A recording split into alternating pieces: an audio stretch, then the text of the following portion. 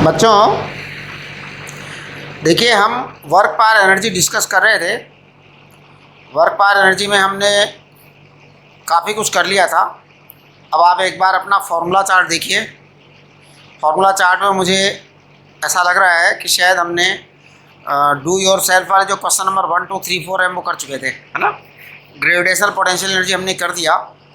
इसके बाद देखिए ये डू योर सेल्फ के क्वेश्चन नंबर 5 6 7 8 9 है ना, ये आप लोग करिए और मेरे से डाउट पूछो जूम सेशन के अंदर। Do your self work power energy का फॉर्मूला चार्ट देखिए।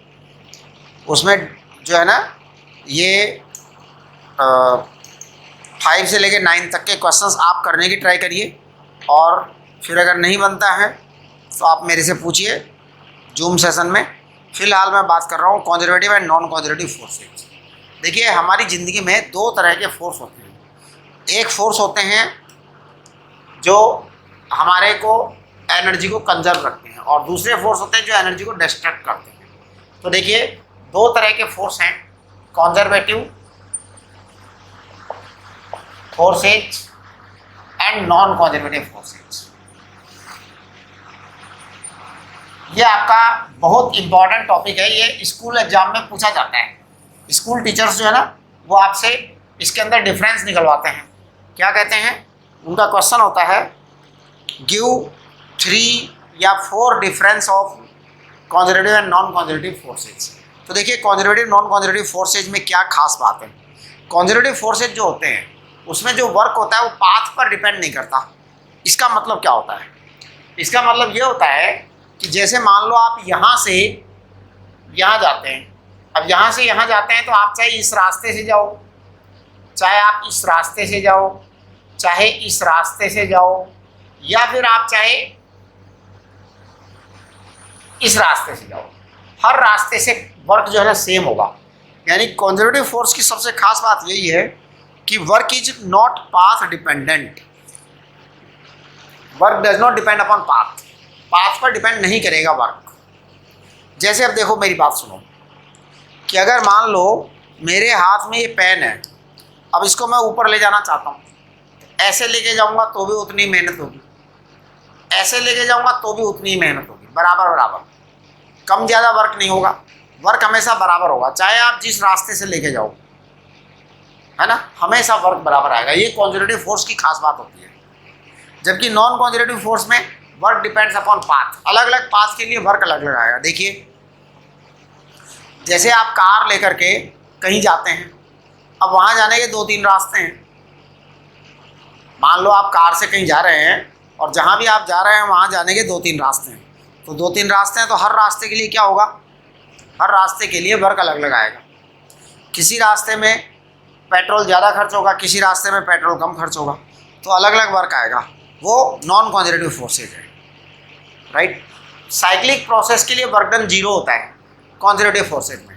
साइक्लिक प्रोसेस के लिए वर्क डन 0 होता है। इसका मतलब अगर आप इसको ऐसे ले जाओ कि यहाँ से चले और वापस यहीं आ गए, जहाँ से चले वहीं वापस आ गए घूम फिर करके, तो ये साइक्लिक प्रोसेस हो गया। साइक्लिक प्रोसेस में वर्क 0 होता है हमेशा। एक्चुअली क्या होता है, आधे रास्ते में वर्क करना पड़ता है तो दूसरे आधे रास्ते में वापस एनर्जी मिल जाती है। जैसे हमने एक बॉल को ऊपर फेंका, तो बॉल को ऊपर फेंका, ऊपर फेंकने में हमें दम लगानी पड़ी, लेकिन बॉल वापस नीचे आई तो हमको उतनी काइनेटिक एनर्जी बॉल के अंदर मिल गई, जितनी एनर्जी थी उतनी मिल गई। इसको साइक्लिक प्रोसेस कहते हैं। तो साइक्लिक प्रोसेस में वर्क डन कितना होता है, 0 होता है। लेकिन जो नॉन कंजर्वेटिव फोर्स होते हैं उनमें साइक्लिक प्रोसेस में भी वर्क होता है। ऐसा नहीं है कि आप रुड़की से दिल्ली जाके आओ, ऐसा नहीं होता कि रुड़की से दिल्ली जाओ तो आपकी कार का पेट्रोल खर्च होता है, दिल्ली से वापस रुड़की आ जाओ तो टैंक अपने आप बढ़ जाएगा। ऐसा थोड़ी होता है। ऐसा नहीं होता, ऐसा नहीं होता। ये नॉन कंजर्वेटिव फोर्सेज होते हैं जिसमें खर्चा होता ही होता है ना। हाँ, कंजर्वेटिव फोर्सेज में साइक्लिक प्रोसेस में कोई खर्च नहीं होता, ठीक है। हाँ, तो इसी तरीके से कंजर्वेटिव फोर्सेज में वर्क डन 0 होता है। साइक्लिक प्रोसेस में एनर्जी लॉस बिल्कुल भी नहीं होता, है ना। अब देखिए आप, for a cyclic process delta kinetic energy 0 होती है। यस, डेल्टा काइनेटिक एनर्जी 0 यानी कि काइनेटिक एनर्जी में कोई चेंज नहीं आता। इनिशियल से फाइनल तक आ जाओ, वापस आ जाओ वहीं पर जहाँ चले थे वहाँ वापस आ जाओ, तो काइनेटिक एनर्जी में चेंज जीरो आएगा, लेकिन यहाँ काइनेटिक एनर्जी में चेंज आएगा। ये आप देखो, ये टेबल दी हुई है आपकी वर्क पावर एनर्जी के पेज नंबर 1 पर, conservative and non conservative forces की टेबल दी हुई है। आप इस टेबल को कंप्लीट बनाइए अपने नोट्स के अंदर, पूरा टेबल लिखना है, ठीक है। और क्वेश्चन नंबर 5, 6, 7, 8, 9 तो आपको जरूर सॉल्व करना ही करना है। इसके बाद हम आते हैं mechanical energy and energy function. ये टेबल जरूर बना लेना, conservative force and non conservative force के डिफरेंस, ये स्कूल वाले पूछेंगे, तो आप टेबल बना लीजिए।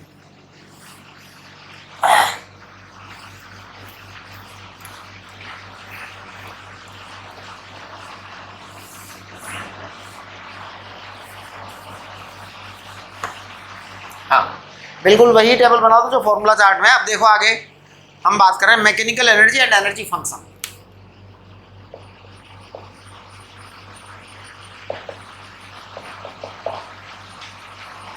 And energy function,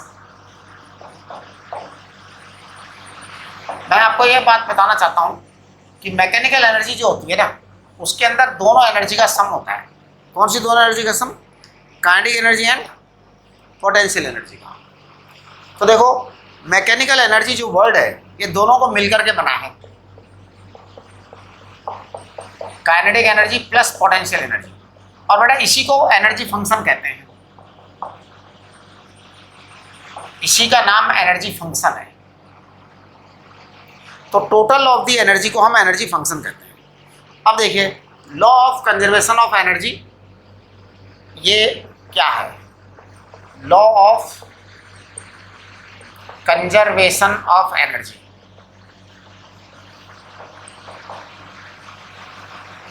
law of conservation of energy है ना, या law of conservation of mechanical energy, एक ही बात है। एक्चुअल में हम एनर्जी में जो है ना काइनेमेटिक, सॉरी, जब मैकेनिक्स की बात करेंगे तो केवल दो ही एनर्जी की बात करेंगे, law of conservation of mechanical energy.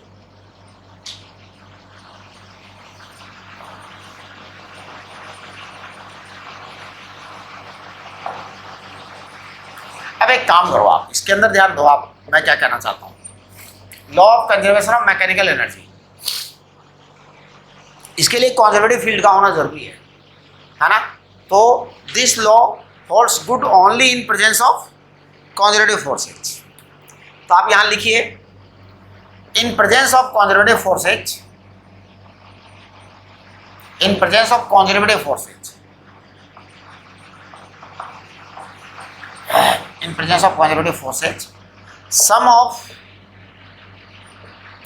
kinetic energy plus potential energy, that is mechanical energy, that is energy function,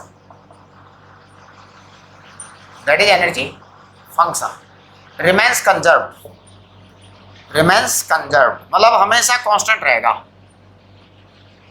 conserve रहेगा in presence of conservative field. ये बड़ी इंपॉर्टेंट बात है। अब आप यहाँ पे दो चीजें देखो, ये दोनों चीजों पर आप अपना ध्यान दीजिए। क्या हमारे पास दो लॉ थे और दोनों लॉ को समझिए आप। पहला लॉ क्या था? Work energy theorem, work energy theorem. बेटा वर्क एनर्जी थ्योरम में मैंने क्या कहा था?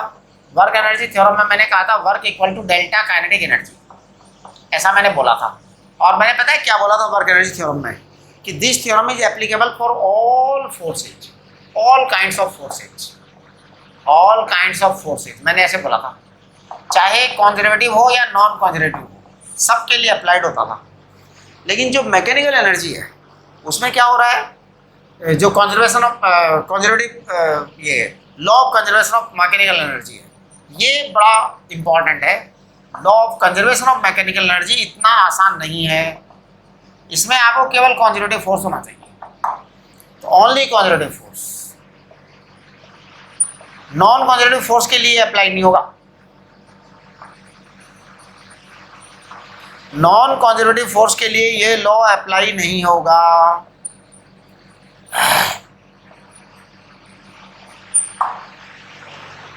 ठीक है, अब देखो कि रूल क्या है।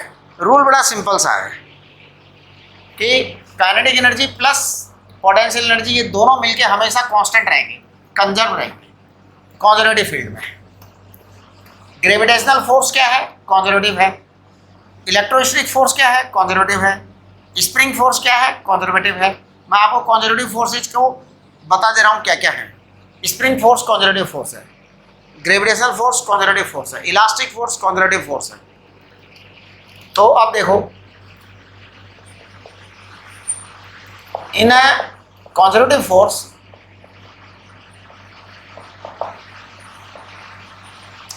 Kinetic energy plus potential energy is constant.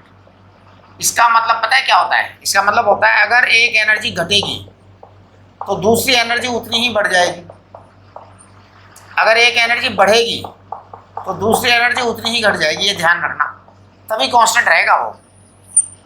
Constant का तरीका ये होता है कि एक एनर्जी बढ़े तो दूसरी एनर्जी घटे। और अगर हम इनको देखो, क्योंकि kinetic energy plus potential energy दोनों कांस्टेंट है, तो मैं इसको थोड़ा सा इलेबोरेट करके लिखता हूँ। Kinetic energy plus potential energy it is equal to constant. तो मैं अगर इसको चेंज करूँ तो देखो, डेल्टा काइनेटिक एनर्जी, डेल्टा माने change in kinetic energy plus change in potential energy, कितना आएगा भैया? 0 आएगा। Kinetic energy plus potential energy दोनों कांस्टेंट है, तो चेंज इन काइनेटिक एनर्जी और चेंज इन पोटेंशियल एनर्जी, इसका सम हर हालत में 0 आएगा। हर हालत में 0 आने का मतलब क्या है? इसका मतलब होता है delta kinetic energy it is equal to minus delta potential energy. ये बड़ी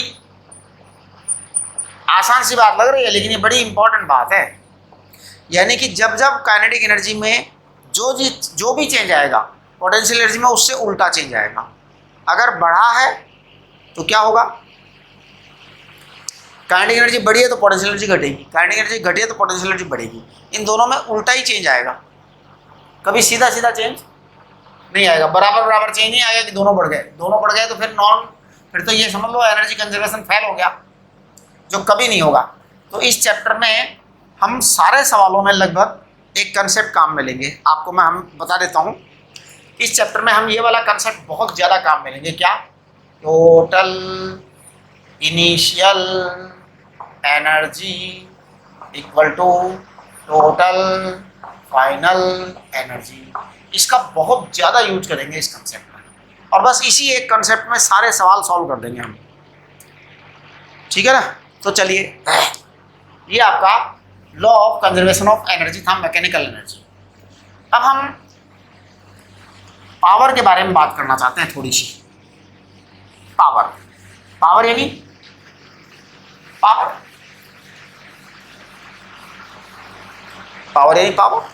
है ना? तो देखिए, पावर क्या होता है? पावर होता है rate of work done is power. Rate of work done with respect to time is power. Rate of work done with respect to time is power. ठीक है? तो देखिए, power equal to dW upon dt, delta W upon delta T। ये है। अब देखो, delta W upon delta T या dW upon delta T, या इसको केवल वर्क भी कह सकते हो आप, वर्क अपॉन टाइम भी बोल सकते हो। तो देखो, एफ एस अपॉन टी। अब ये एफ एस अपॉन टी क्या है? F vector dot S, F vector dot S vector upon T, ये होगा F vector dot V vector. ये पावर है। इसके अलावा भी मैं आपको बताता हूँ पावर क्या होता है, क्योंकि बेटा आपका जो वर्क डन होता है ना, वो काइनेटिक एनर्जी के बराबर होता है। तो power is dW upon dt। आप पता है इसको क्या कर सकते हो? आप इसको कह सकते हो d अपॉन dt। W की जगह काइनेटिक एनर्जी भी लिख सकते हो। W की जगह क्या लिख सकते हो आप? काइनेटिक एनर्जी भी लिख सकते हो। अब जब W की जगह आप काइनेटिक एनर्जी लिख सकते हो, देखो क्या होगा, आप इसको minus potential energy upon dt भी लिख सकते हो। ऐसा भी लिख सकते हैं आप। ओके? तो ये आपका जो है पावर जो है ना, ये आपको इसके बहुत सारे सवाल हैं, बहुत सारे क्वेश्चंस हैं, वो मैं करूँगा। अभी आपको मैं कुछ सवाल बताऊँगा जिससे कि आपकी वो प्रैक्टिस बन जाए। तो few questions I am picking right now, जिससे आपको इसका आइडिया लगे कि ये यूज कब होंगे, है ना। क्योंकि जो सवाल होता है ना, एक्चुअल में कंसेप्ट को समझना अलग चीज़ होता है, उसका एप्लीकेशन अलग चीज़ होता है। तो देखिए, जो ये आपका डू योर सेल्फ के क्वेश्चंस हैं इस चैप्टर में, तो क्वेश्चन नंबर 5 जो है उसको तो ऐसा करिए, आप लोग करिए क्वेश्चन नंबर 5 को। क्वेश्चन नंबर 6 मैं कर देता हूँ, क्वेश्चन नंबर 6 मैं कर रहा हूँ। क्वेश्चन नंबर 7 को आप लोग करिए। क्वेश्चन नंबर 8 और 9 ये दोनों मैं बता देता हूँ, ठीक है। क्वेश्चन नंबर 7 आप करिए, क्वेश्चन नंबर 5 करिए, क्वेश्चन नंबर 6 कर रहा हूँ मैं डू योर सेल्फ का। देखिए क्या है, force exerted on an object F equal to this, find the work done in moving the object from x equal to 0 to x equal to 3x0। ठीक है जी। देखिए वर्क आपको मैंने बताया था, अगर वेरिएबल फोर्स है तो आपका वर्क ये आएगा F dx और लिमिट आएगी x1 से x2, ये आपको बताया था। फोर्स यहाँ वेरिएबल है, फोर्स यहाँ वेरिएबल, तो मैं कर रहा हूँ इसको, आप देखना। वेरिएबल फोर्स इन्होंने दे रखा है F naught x upon x0 minus 1 dx, limit दे रखी है 0 से 3x0, यहाँ तक लेके जाना है। अब आप इसको ईमानदारी से सॉल्व करिए पूरा। तो देखो मैं यहाँ पर F0 को बाहर निकाल देता हूँ, क्योंकि F0 कांस्टेंट है ना, F0 को आप कांस्टेंट है तो इंटीग्रेशन से बाहर निकाल दो। अब ये इंटीग्रेशन के अंदर क्वांटिटी क्या रह जाएगी, x upon x0 minus 1 dx, और ये 0 से 3x0 रह जाएगी। तो देखो क्या होगा, ये F0, इसको आप जरा इंटीग्रेट करना, तो ये आएगा x square upon 2x0 minus x, है ना, x square upon 2x0। x0 is a constant quantity और ये x है। अब आप इसकी लिमिट रखिए 0 से 3x0, तो एकदम बिंदास लिमिट रखो मस्त होकर के। देखो क्या आएगा, ये आएगा F0, 3x0 का स्क्वायर करो यहाँ पे तो 9/2 आएगा ये, है ना। 3 का स्क्वायर तो 9 होता है आजकल, हाँ, ये 9/2x0 आ जाएगा, माइनस 3x0 आ जाएगा, तो कुल मिलाकर के ये आ जाएगा 3/2 F0 x0। This is your answer. देखो कितना आसान सवाल हो गया। बस आपने क्या किया, केवल उसका फॉर्मूले का यूज किया है और कोई खास बात नहीं की है। अब ये देखिए question number 8 and question number 9 ये मैं बताता हूँ। क्वेश्चन नंबर 8 एंड 9 मैंने आपको बाइनोमियल थ्योरम पढ़ाया होगा, बाइनोमियल थ्योरम पढ़ाया होगा। तो ये चेंज के क्वेश्चंस हैं, परसेंटेज चेंज, और ये बहुत ही जोरदार क्वेश्चन होते हैं, और ये जेई मेन में भी आते हैं और एडवांस में भी आते हैं, सब एग्जाम्स में क्वेश्चंस आते हैं, ये बोर्ड में भी आते हैं, है ना। और ये फ्री के नंबर होते हैं। जैसे क्वेश्चन नंबर 8 एंड 9, इसके जो क्वेश्चन के जो मतलब नंबर होते हैं ना, ये मुफ्त के होते हैं, बस थोड़ा सा आपको करना होता है। क्वेश्चन नंबर 8 क्वेश्चन नंबर 9 दोनों कर रहा हूँ मैं। क्वेश्चन नंबर 8 में पता है क्या कह रहे हैं, ये कह रहे हैं if the momentum increases by 50% its kinetic energy will increase by. देखो आपको हमने पढ़ाया था kinetic energy equal to p square upon 2m, पढ़ाया ना। अब ये p स्क्वायर अपॉन 2m, तो मैं पता है इसको क्या बोलूँगा, मैं इसको बोलूँगा kinetic energy proportional to p square. अब p स्क्वायर 50% बढ़ गया, 50% बढ़ गया, 50% बढ़ गया, तो मैं क्या बोलूँगा बताओ, मैं बोलूँगा काइनेटिक एनर्जी जो है 50% बढ़ गया, p 50% बढ़ गया। 50% का मतलब होता है 1.5 हो गया। आप ये समझो 1.5 हो गया, 50% का मतलब 1.5 हो जाना होता है कि अभी 1 है तो बाद में 1.5 हो गया, आज 1 है तो 1.5 हो गया ना। अगर कोई चीज़ आपके पास 1 है और फिर वो 1.5 हो गई तो 50% बढ़ गई, तो 50% बढ़ना इसका मतलब 1.5 हो जाना। 1.5 का स्क्वायर करोगे तो क्या आएगा 2.25। अब देखो ये 2.25 को पता है मैं क्या लिखूंगा, 2.25 को मैं लिखूंगा 1 प्लस 1.25। 1 तो 100% है जो कि अभी प्रेजेंट है, 100% तो अभी प्रेजेंस में है। अब फाइनल आंसर, फाइनल कितना हो गया 2.25। इसका मतलब कितना बढ़ गया 1.25 बढ़ गया। 1 तो हमेशा था, 1 तो हमेशा था, तो इसका मतलब 125% का इंक्रीमेंट हो गया change. This is your answer, increase by 125%।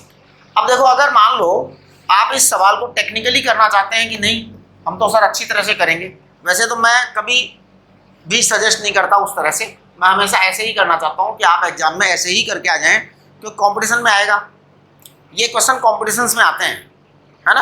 आपके बोर्ड एग्जाम वगैरह में बहुत रेयर पूछते हैं, लेकिन अगर पूछ भी ले तो कोई चिंताजनक बात नहीं है। देखो मैं बोर्ड एग्जाम के हिसाब से बता देता हूँ। देखो क्या करोगे आप, ये तो कर ही दिया आपने, यहाँ तक तो आपको आना ही आना है, ये तो आपको आना ही आना है ना। अब देखो kinetic energy 2 upon kinetic energy 1 it is equal to P2 square upon P1 square. Kinetic energy 2 kinetic energy 1 P2 square upon P1 square.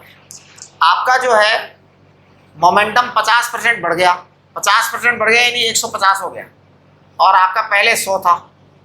अब आप इसका स्क्वायर करो, स्क्वायर करोगे तो कितना हो गया ये, करिए, ये आ गया आपका 2.25 आ गया।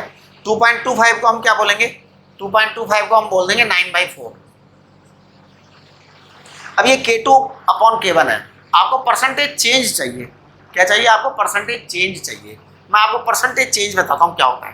परसेंटेज चेंज होता है बेटा kinetic energy 2 minus kinetic energy 1 upon kinetic energy 1 multiplied by 100, ये होता है percentage change. Kinetic energy 2 minus kinetic energy 1 upon kinetic energy 1 equal to 100। तो कितना आ जाएगा ये है 4, नीचे तो 4 ही रहेगा ना, और ये आ जाएगा 9 माइनस 4 इंटू 100। ये परसेंटेज चेंज का मतलब यही होता है, कोई भी चीज़ का परसेंटेज चेंज। आप परसेंटेज चेंज की डेफिनेशन समझ लो, ये हमेशा काम आएगी, हमेशा हमेशा। परसेंटेज चेंज की डेफिनेशन होती है final value minus initial value upon initial value multiplied by 100। ये आप पता है परसेंटेज चेंज की ये डेफिनेशन आप कब पढ़ते थे, परसेंटेज चेंज की डेफिनेशन क्लास 7, 8, 9 में खूब पढ़ाई थी। कोई भी चीज़ की परसेंटेज चेंज, है ना।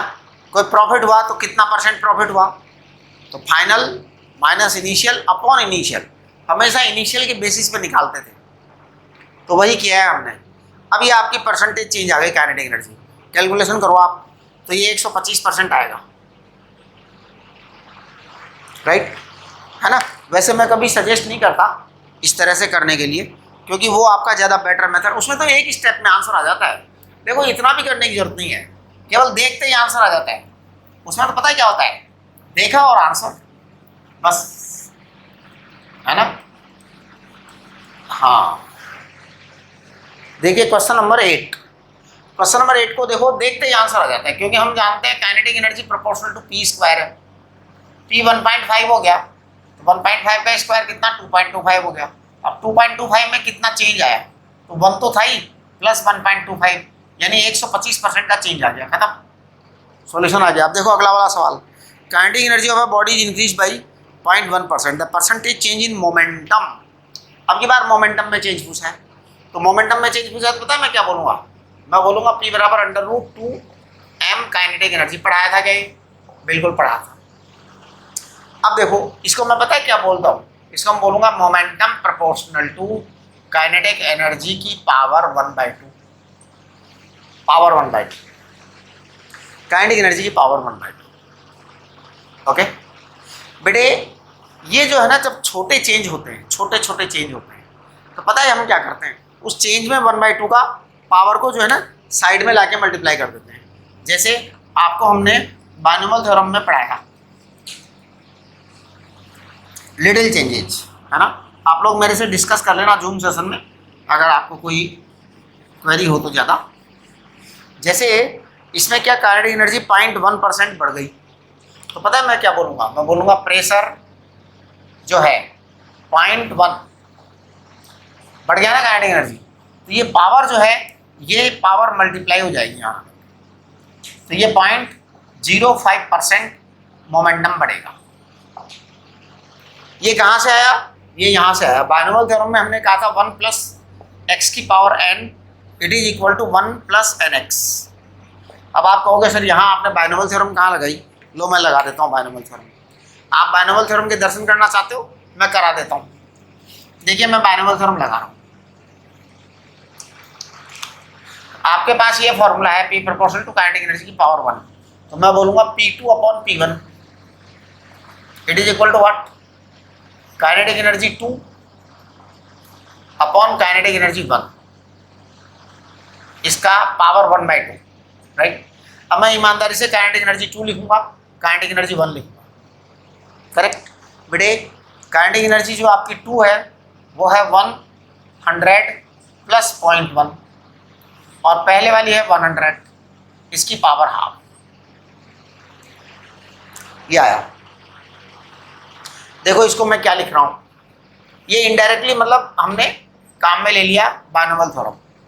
100 से 100 को डिवाइड किया, ये आया 0.1/100, ये आपका पावर 1/2 है। अब यहाँ मैं बायनोमल थ्योरम लगाऊंगा, तो देखो बायनोमल थ्योरम लगा दूँ यहाँ पे, ये आया 1 प्लस ये पावर 1/2, यहाँ आ जाओ तो 1/2 इंटू 0.1/100, ये आपका चेंज आ गया, फाइनल आ गया। अब ये 1 तो पहले से ही था, 1 तो 100% हमेशा ही होता है, वो चेंज ये है बेटा, चेंज। अब आपको इसका परसेंटेज चाहिए, तो परसेंटेज कैसे करोगे, परसेंटेज आपका यही चेंज आया बस। तो देखो परसेंटेज चेंज इन P2 है ना। आप चलो एक स्टेप और लिख दो चाहो तो, वैसे मैं तो लिखना बिल्कुल भी नहीं चाहता है ना, मैं तो यहीं से आंसर निकाल देना चाहता हूँ, क्योंकि 1 आ गया तो आप डायरेक्ट लिखो percentage change in P momentum, percentage change in momentum. तो पता है परसेंटेज चेंज इन मोमेंटम क्या लिखूंगा मैं, 1/2 इंटू 0.1/100 इंटू 100, तो ये 100 आ जाएगा, तो 0.05%। देखना आंसर क्या है, और वैसे आपका डायरेक्ट आ गया था 0.05। कैसे, इसमें आपने 0.1 का चेंज किया, मैंने आपको बताया था स्मॉल चेंजेस के लिए जो पावर होती है वो डायरेक्ट मल्टीप्लाई हो जाएगी, तो आपका 0.05% आंसर आएगा। आप लोग ऐसे डायरेक्ट कर सकते हो, यानी इसमें कोई इतना ज़्यादा रॉकेट साइंस वाली कोई बात नहीं है, बड़ी साइंस नहीं है ये। चलिए अब आ जाते हैं अपन कि जो है ना डू योर सेल्फ का। देखो क्वेश्चन नंबर 10, 11, 12 ये मैं करा देना चाहता हूँ, है ना। ये तो सारे ही सवाल मैं करा देता हूँ, क्योंकि इसमें आपके सारे कंसेप्ट जो है ना क्लियर होंगे इस चैप्टर के, है ना। देखिए क्वेश्चन नंबर 10 करवा रहा हूँ मैं, या 1 मिनट जरा।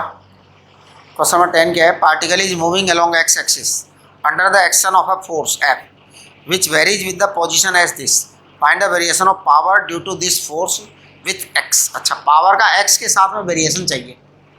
देखो इन्होंने फोर्स दे रखा है और फिर हमें पावर निकालनी है, पावर का वेरिएशन निकालना है x के साथ में, कैसे वेरिएशन होगा। तो देखिए बहुत ही अच्छा सवाल है, क्वेश्चन नंबर जो है ना ये शायद 10 है ना, हाँ 10, 11, 12 ये सारे अच्छे सवाल हैं। इससे आपके पूरा सब्जेक्ट जो है ना एकदम क्लियर हो जाएगा ये सवाल करने से। तो मैं एक बार ये सवाल करा ही देता हूँ आपको, जिससे फिर आप डीपीपी आराम से कर पाएँ। इसकी डीपीपी आपको मैं भेज दूंगा वर्क पावर एनर्जी की।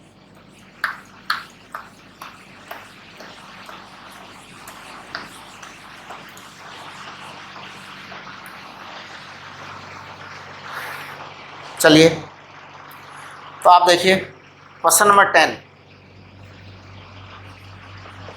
डू योर सेल्फ वाला क्वेश्चन नंबर 10 है। इन्होंने आपको फोर्स का एक वो दे रखा है कि फोर्स ऐसे वेरी करता है, फिर आपको पावर के बारे में फैसला करना है। तो मैं कर रहा हूँ। फोर्स इन्होंने कहा है कि force is proportional to X की power, force is proportional to X की पावर -1/4, ये दे रखा है, करेक्ट। ओके, अब मैं ऐसा करता हूं, इसको ऐसे लिख देता हूं, F is equal to constant into x की पावर -1/4, लिख दिया। अब पता है इसको क्या लिखूंगा मैं, इसको मैं लिखूंगा m इंटू ए को क्या लिखूंगा, ए को लिखूंगा v dv अपॉन dx। एक मिनट जरा, ये फोर्स है ना, बिल्कुल x के फॉर्म में है तो हम v लिखेंगे एक बार, v dv upon dx, right. जब v dv अपॉन dx लिखेंगे, देखो यहाँ पे आ जाओ आप, k x की पावर -1/4 इंटू dx, और ये आ जाएगा m v dv। अब आप इसको इंटीग्रेट करो तो क्या होगा, k तो आपका कांस्टेंट है, कॉमन आ जाएगा, इसको +1 अपॉन +1 करो तो ये x की पावर -1/4 +1 तो 3/4 आएगा, और नीचे भी 3/4 लिख दोगे आप, राइट।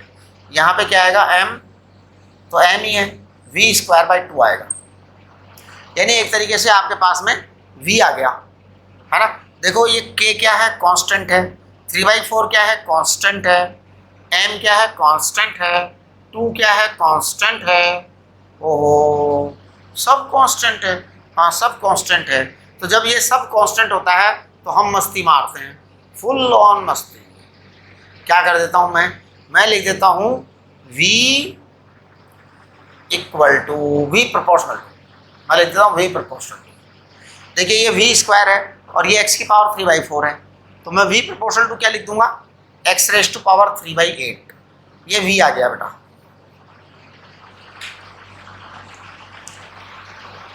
x⁻³ 3/8, ये v आ गया ना।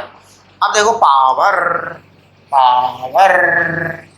अभी मैंने आपको बताया f इंटू वी, f क्या बताया, अब f पावर चाहिए हमें, तो प्रोपोर्शन चाहिए, हमें ज़्यादा बातें तो करनी नहीं है। प्रोपोर्शन जब होता है ना तो आप बिंदास हो जाया करो, power proportional to f into v. अब देखो प्रोपोर्शन, f की वैल्यू कितनी है, f प्रोपोर्शन x की पावर -1/4 गिवन है, तो x की पावर -1/4, और v आपका क्या आया, x की पावर 3/8। तो जरा चेक करना क्या आएगा, ये 3/8 में से -1/4 घटाओ, तो x की पावर 1/8 आ जाएगा शायद। देखो कुछ नहीं किया हमने कुछ किया ही नहीं है, केवल बेकार की सी बातें की है। f प्रोपोर्शनल टू इन्होंने क्या रखा था, तो ये प्रोपोर्शन का साइन हटा के मैंने एक कांस्टेंट लगा दिया, फिर ये m इंटू ए होता है, ना f बराबर m इंटू ए, ये एक्सीलरेशन होता है, v dv upon dx acceleration होता है। फिर ये आपके पास में ये आ गया और ये आ गया। अब आप k x की पावर 3/4, ये 3/4 m v²/2 ये कर दीजिए, v⁻³ 3/8 कर दिया आपके पास, v प्रोपोर्शनल टू x की पावर 3/8 आ गया। अब पावर को हमने f इंटू वी बोला है, आप प्रोपोर्शन करिए। प्रोपोर्शन के अंदर क्या होता है, प्रोपोर्शन में फुल ऑन मस्ती होती है। कैसे मस्ती होती है, जितने कांस्टेंट होते हैं सब अंदर घुस जाते हैं प्रोपोर्शन के अंदर जितने कांस्टेंट होते हैं सब प्रोपोर्शन के अंदर घुस जाते हैं। अब देखो अगला वाला सवाल 11th भी ऐसा ही है, particle moving along x axis under the action of a force which varies as this, find the variation of power due to this force with x। देखो फिर यही सवाल है, सेम क्वेश्चन, आपको इस क्वेश्चन को बिल्कुल इसी स्टेप में करना है and you will get your result. तो क्वेश्चन नंबर 11 आप करिए अपने आप, है ना, मैं नहीं करूँगा क्वेश्चन नंबर 11, आप करिए, फिर पूछ लेना नहीं आए तो, राइट। क्वेश्चन नंबर 12 मैं करूँगा। Question number 12 is one of the very good question. Smooth है क्या, देखना, या फ्रिक्शन है,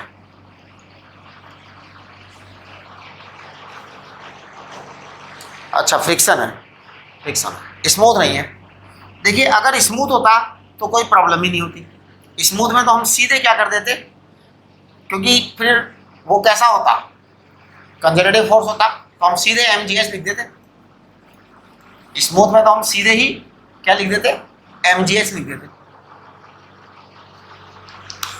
तो देखो मैं स्मूथ की बात कर रहा हूँ, अगर सबसे पहले स्मूथ की बात करेंगे फिर हम फ्रिक्शन की बात करेंगे, है ना। तो ये इस तरह का एक है, यहाँ तक आना है साहब, ये लो जी। अब इस हाइट को मैं कह देता हूँ कितनी, कैपिटल एच हाइट है ये पूरी। अब अगर आपने यहाँ से एक बॉल को भेजा है वहाँ तक,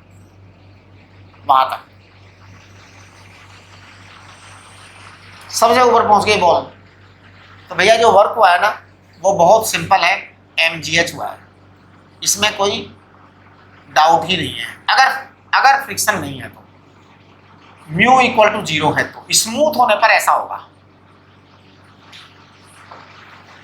राइट। लेकिन आपका जो ये सवाल है उसमें स्मूथ नहीं दे रखा, फ्रिक्शन दे रखा है। तो देखो अब मैं क्या करूँगा, फ्रिक्शन दे रखा है, तो फ्रिक्शन दे रखा है तो हम क्या करेंगे, ये जो पूरा का पूरा बना हुआ है ट्रैक, हम इसके एक छोटे से टुकड़े पर विचार करेंगे, बहुत छोटे से टुकड़े पर। यानी मैं इसका एक छोटा सा पीस ले लूँगा, कहीं से भी ले लो, यहाँ से ले लो, यहाँ से ले लो। फिर ये जो छोटा सा टुकड़ा लिया है ना, ये इस टुकड़े को मैं माइक्रोस्कोप से देखूंगा। किससे देखूंगा, माइक्रोस्कोप से। छोटा सा टुकड़ा लिया है, उसको माइक्रोस्कोप से देखेंगे तो क्या इतना बड़ा दिखेगा। हाँ, माइक्रोस्कोप से ऐसे ही दिखती हैं, छोटी छोटी चीज़ें बड़ी दिखने लग जाती हैं। तो मैं इस छोटे से टुकड़े को बड़ा ले रहा हूँ, मतलब माइक्रोस्कोप से देख रहा हूँ। तो अब देखो माइक्रोस्कोप से देखेंगे तो क्या होगा, माइक्रोस्कोप से देखेंगे तो ऐसा दिखेगा,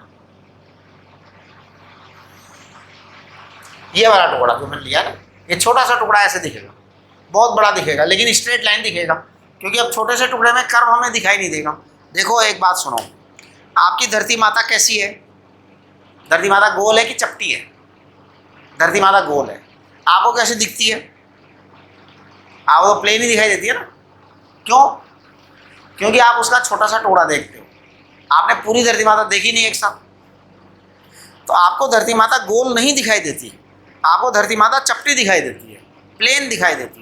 बेटा धरती माता के प्लेन दिखने का कारण है कि you are looking a very small portion at one time, you are not looking entire धरती माता। जिस दिन एंटायर धरती माता देखोगे उस दिन वो गोल ही दिखाई देगी, बड़ा हिस्सा देखोगे तो गोल दिखाई देगी, राइट।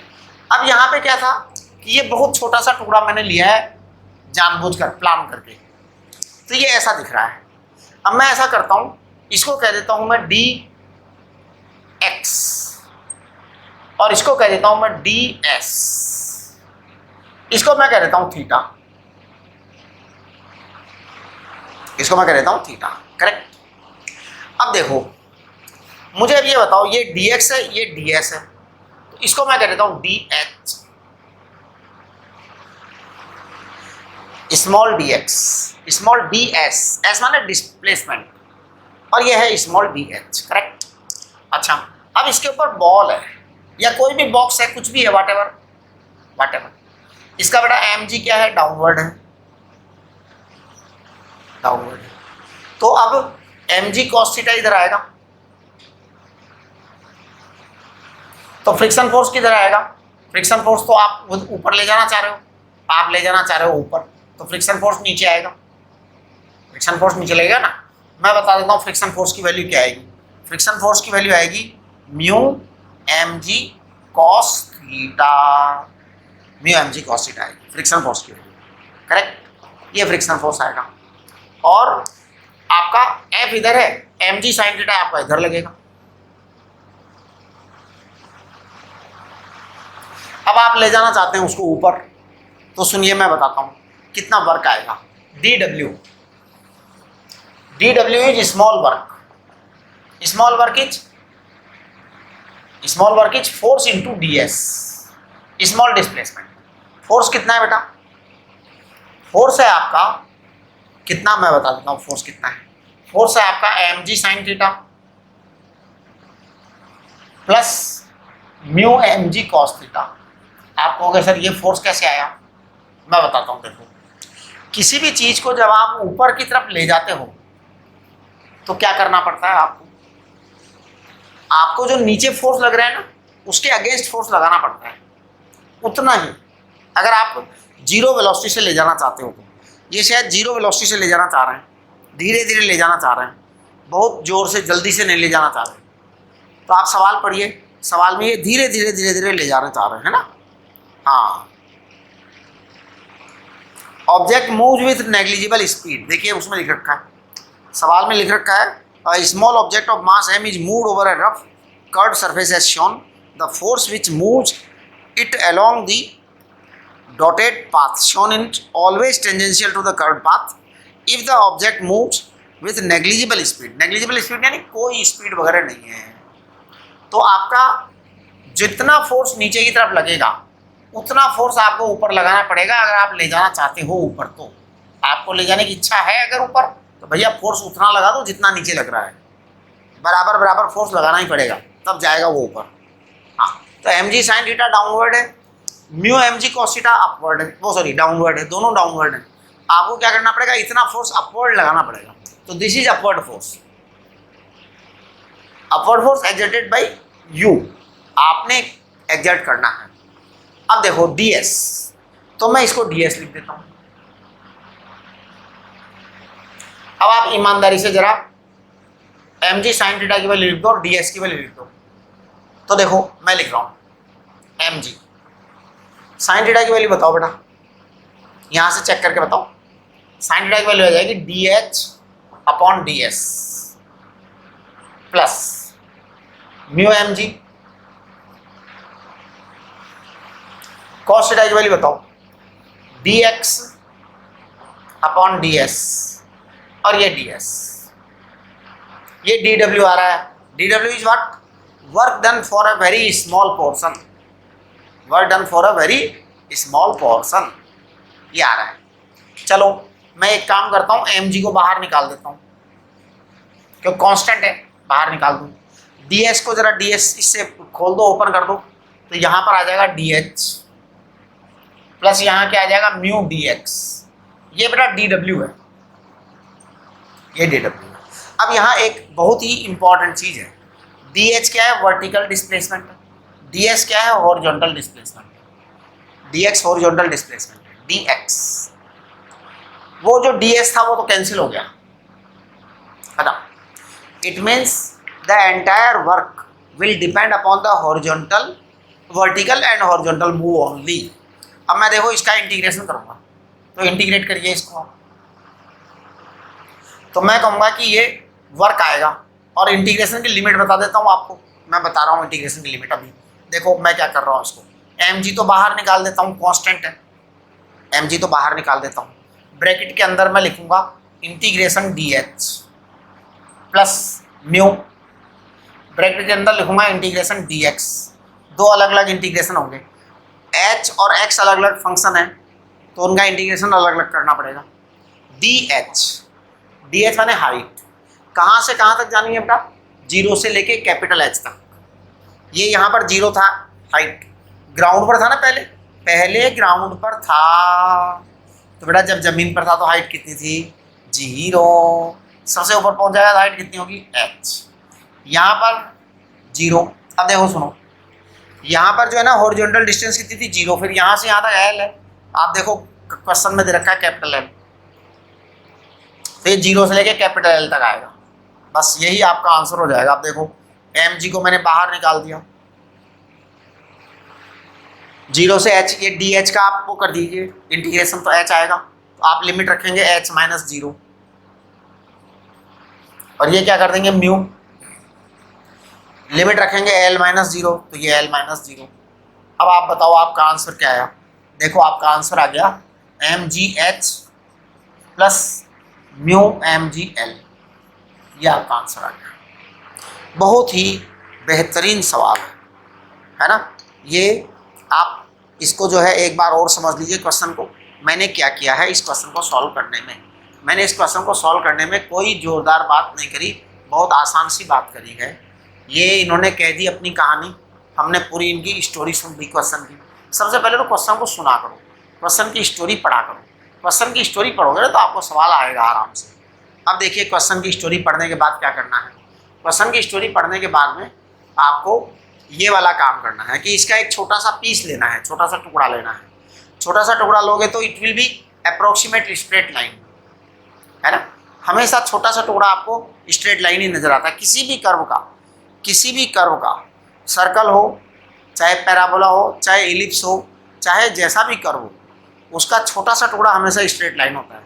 तो हमने ये छोटा सा टुकड़ा लिया तो इट इज स्ट्रेट लाइन, इसको हमने ds मान लिया, है ना, और ये dx, ये वाला टुकड़ा लिया है हमने। ये वाला टुकड़ा तो बहुत बड़ा दिख रहा है, मैंने तो इससे भी छोटा टुकड़ा लिया है ना। हाँ, अब बताओ कितना छोटा टुकड़ा लिया है मैंने इतना छोटा टुकड़ा लिया है।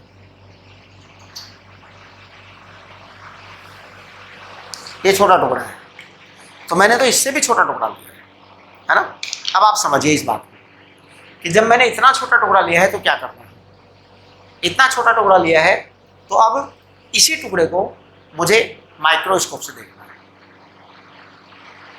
माइक्रोस्कोप से देखूंगा तो क्या दिखेगा, बड़ा दिखेगा। बड़ा कैसे दिखता है वो देखो कि ये आपका ds है और ये dh है और ये dx है, ये थीटा है, राइट।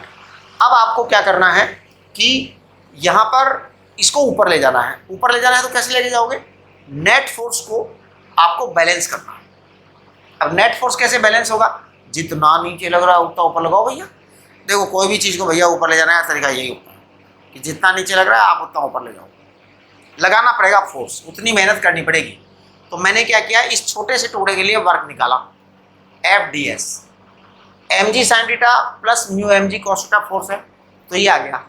ये जो नेट फोर्स था आपका mg sin थीटा, तो ये क्या आ जाएगा, mg dh अपॉन ds, और ये आ जाएगा आपका sin थीटा लिख दिया, cos थीटा लिख दिया ईमानदारी से।